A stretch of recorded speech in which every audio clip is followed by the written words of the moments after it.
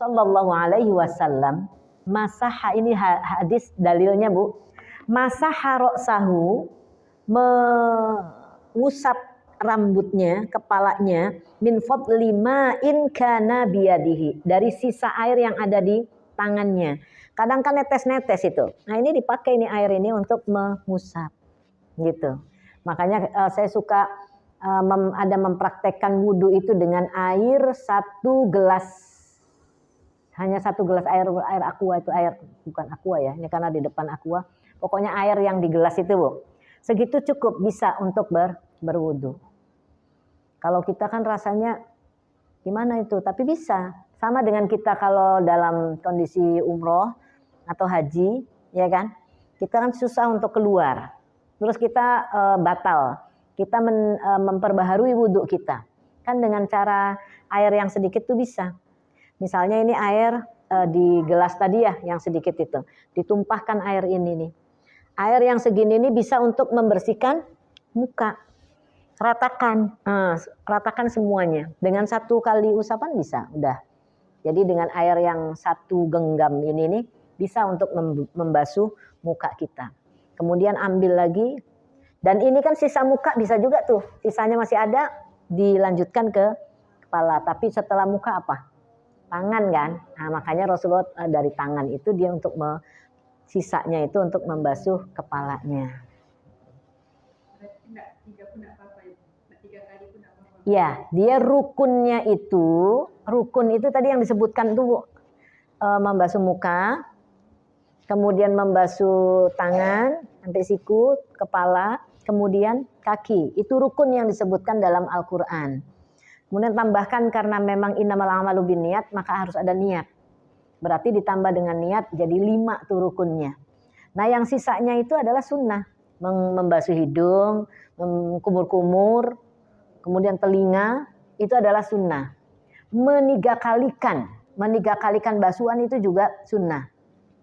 Kalau air terbatas, maka cukup sekali itu.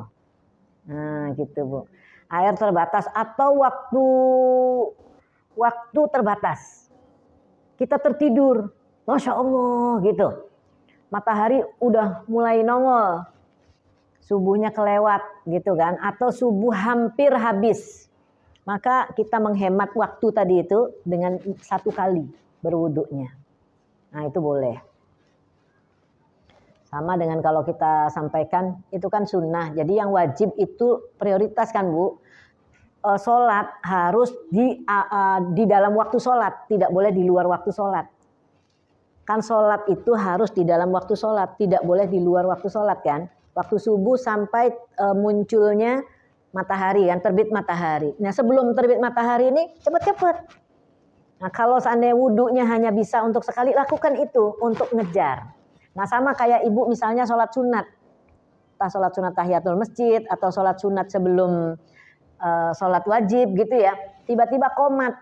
Allahu Akbar, asyhadu an la ilaha illallah. Ibu baru, Waalaikumsalam, baru ruku. Kira-kira gimana Bu? Mau dibatalkan atau lanjut? Lanjut sholat sunatnya. Jadi sebenarnya kalau sholat sunat hukumnya sunat. Qomat itu panggilan untuk sholat berjamaah, itu hukumnya kan wajib kan. Nah makanya kalau seandainya kita posisinya baru Allahu Akbar atau ruku, kemudian sholat berjamaah mau ditunaikan, batalkan sholat itu. Tapi kalau kitanya sudah sampai di ruku tapi rakaat kedua, masih bisa dikejar, selesaikan. Apalagi di tahiyat, selesaikan. Nah itu namanya mendahulukan mana yang harusnya didahulukan. Gitu Bu. Kayak tadi sunnah tuh menigakalikan. Tapi kita nih waktunya nih kalau 3 kali akan habis nih. Maka ini yang didahulukan.